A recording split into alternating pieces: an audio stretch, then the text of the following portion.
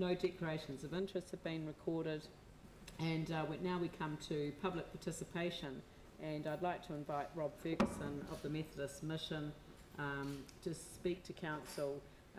He's been taking it to the streets, and I had the opportunity to meet with Rob, and I did suggest that it would be an excellent opportunity for him to come and talk to council about what he has been undertaking and yeah, what that means for the city. Thank you, Rob. Thank you. Morning. Morning, Dion. Good morning, Rob. After the quakes, the Durham Street Methodist Parish, which is just down the road from here, looked for ways to be relevant to the inner city, where they had been since 1864. The longest serving church within the city, really. Needs a bit more kudos, I'm just putting that out there. Streets, the project that I am the only person of, was a response to how to try to be relevant, with no building, no office, no programs. And in 2016 I started walking the streets in July with a job description that was deliberately so loose you could drive a bus through it. I talked with lots of people, all the people I meet on the streets. I listened to whatever it was they wanted to tell me, and I slowly discovered a hidden side of Christchurch's inner core, missed if you walk too fast through the city. I think I've read and photographed almost every plaque. I've sat on many of the seats watching people. I've drunk coffee in almost all of the cafes at least once, but like you, I've got my favourites as well. And the job evolved into reflection as a wandering theologian, a story collector, a reflector, and an advocate. I've sat on pavements with streeties. I've visited the rarefied atmosphere of the 6th floor of this building. I've shown tourists where the nearest toilets are and why is there no app for that. I've listened to tearful, frightened people, and I've laughed uproariously with others. I've been hugged by streeties and strangers, and always I've walked slowly through the city, looking and reflecting.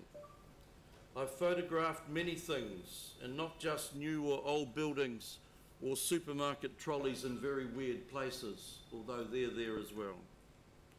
I've studied the theory of cities, and I've read the cries for help on bridges and walls in the inner city. I love the art and music of this place, but I'm hoping for global warming because the winters on the streets are bitter and the new laneways simply funnel cold air. I'm in awe of what's been done and by what's not yet happened in the inner city. Every day I'm reminded that the city is a place where the stranger lives, and that every single one of us is a stranger to almost everybody else on the streets. We hear lots about mental health issues and the difficulty in getting treatment. Some of those are quake-related, but others are the normal process of human beings becoming urbanised.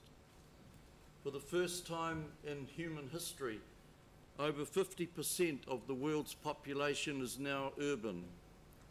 The figure will grow faster and faster. That means that we're always living with strangers, and yet humans are social animals. So in the city, we can quickly become loners, isolates, anonymous, and struggle to understand why we can't make friends. It will get more acute in the future. Planning alone does not solve this, but good planning can help. There's growing concern about folk not coming into the inner city. I hear versions of that every day. Much of it, I think, is the time that's passed since the quakes, 8 years now, and people in 8 years have formed habits that keep them in familiar other places. The same cafes, the same routes, other things beyond shopping. It's hard to break that habit. So I've shown people around the inner city, the rabbits, the eels by the Bridge of Remembrance, Etty Rout's plaque, told the strange but true story of how come we have a statue of Captain Cook that has no mayor's name on it. Shown them the weeping willow that came from Napoleon's tomb, wandered down by the bricks and discovered the far reaches of the navigable Avon River, which is really, to be frank, just a creek, not really a river at all. I grew up by the Clutha. I found people often who've lived here all their lives saying, I had no idea this was here. It's the quirky, the fun, and the new knowledge that will finally bring people into the city. Shops won't do it. There's a huge store of things unknown about this place that deserve to be uncovered and explored.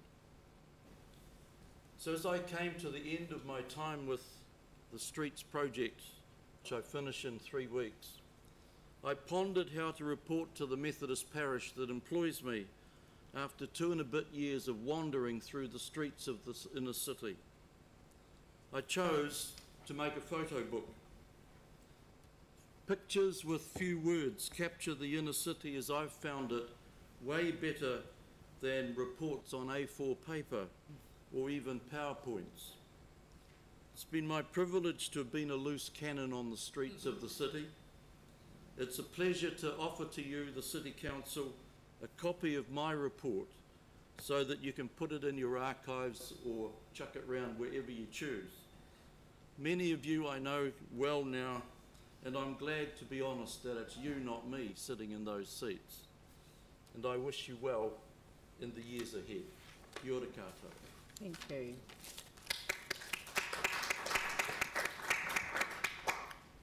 I gave it to you last week, I'll give it back.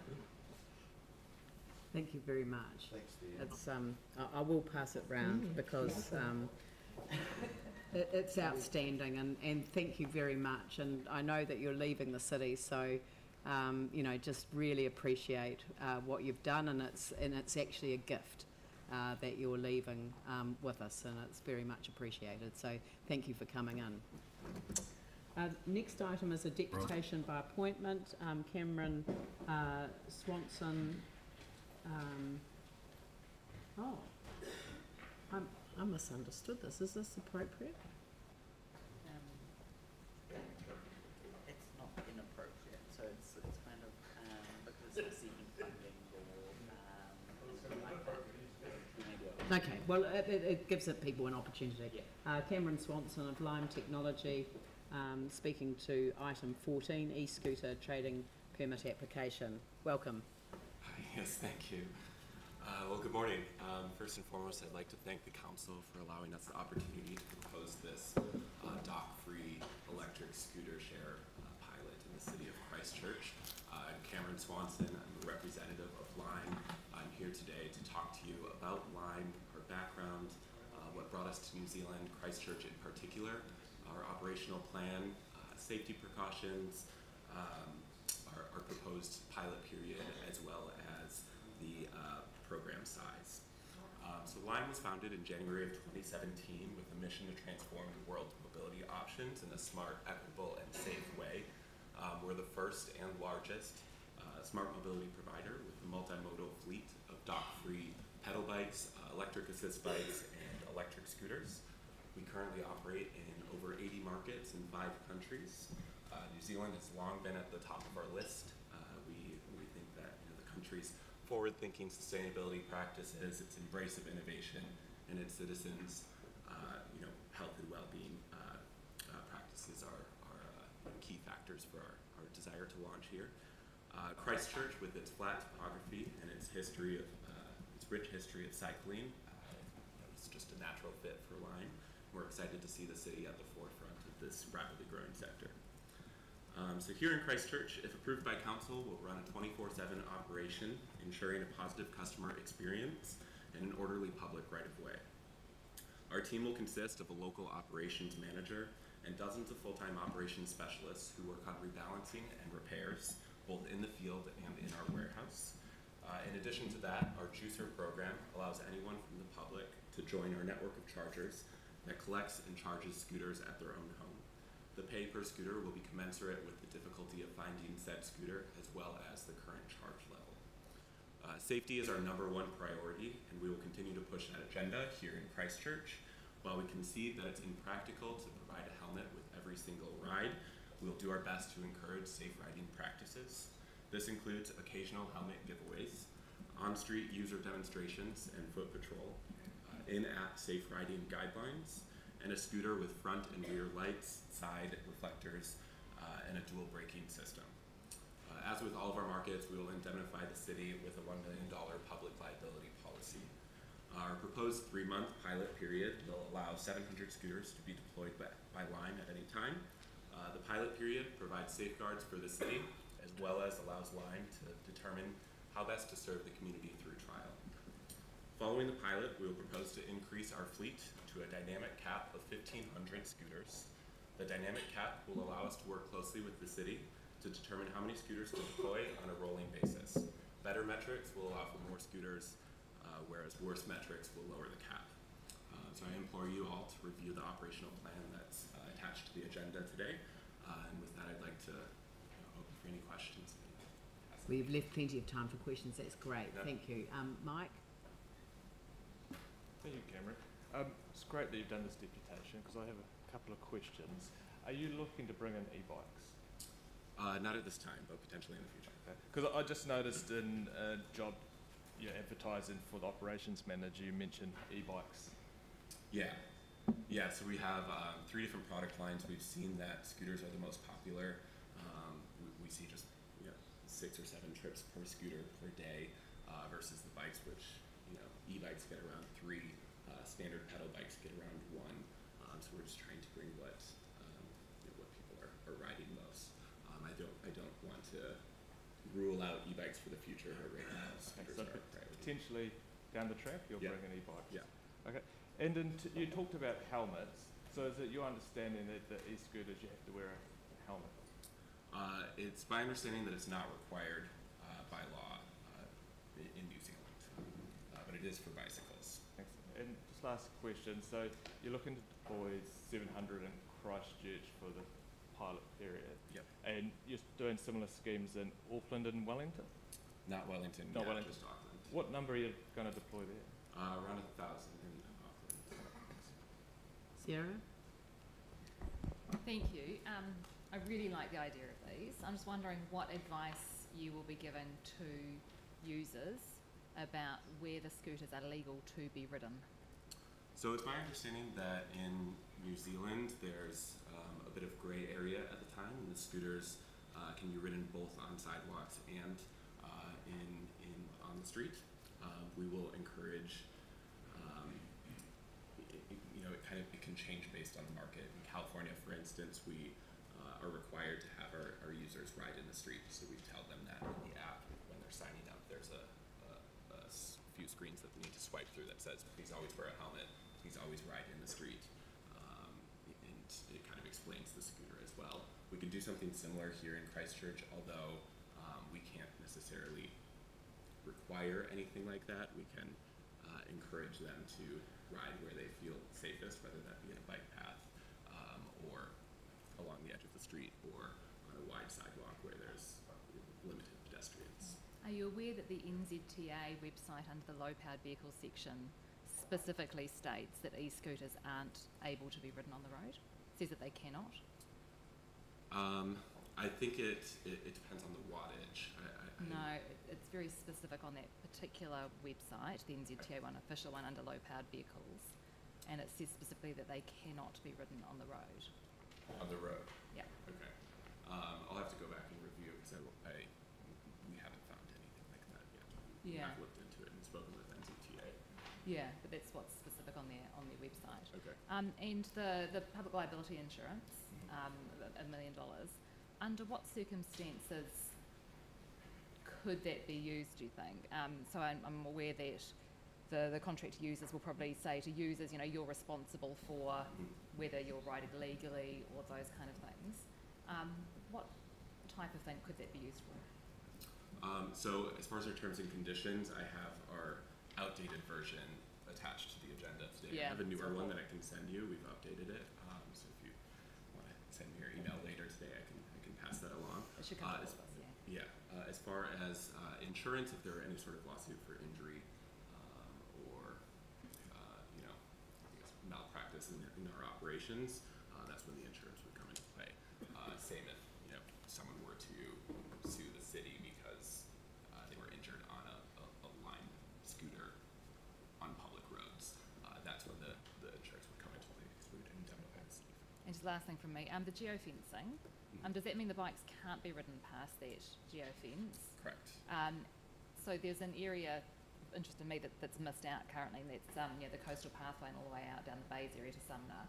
And going to Sumner would be the same distance as going all the way down to the end of South Shore, which is in the area. And I'm wondering if you're able to extend that out to Sumner. Yeah, we're happy to. Nick actually brought that up to me yesterday, so Yep. Happy to do that. Thank you. Just picking up on the NZTA issue, I've got Anne, Phil and then Yanni. Just picking up on the NZTA issue, but you'll ensure that whatever advice is given on the app matches up with the legal advice that you get from NZTA. Absolutely. Yeah. Anne? Thank you. Thanks for the presentation. And one of our strategic priorities is to increase active transport, so this is great, and it would be great to see young people out and about on these. I think they would be really appealing. And I think the biggest issue probably is safety. I think that's what's coming through from the discussions we've had already, public safety. In your experience, what has been the experience of accidents and injury? Is there something that you can talk to us about in terms of trends and things? Yeah, I don't have any specific data or metrics that I can point to. I know that there haven't been any major injuries on scooters so far, perhaps just minor injuries from a scrape or a fall or something like that. Scooters don't go incredibly fast. Our latest version of the scooter, like I mentioned before, it has two different brake mechanisms. So there's a throttle on the handle that allows you to brake. It's an electric brake, and then there's a brake on the back wheel that you can step on to slow down. People tend to, they naturally move to the rear brake if needed.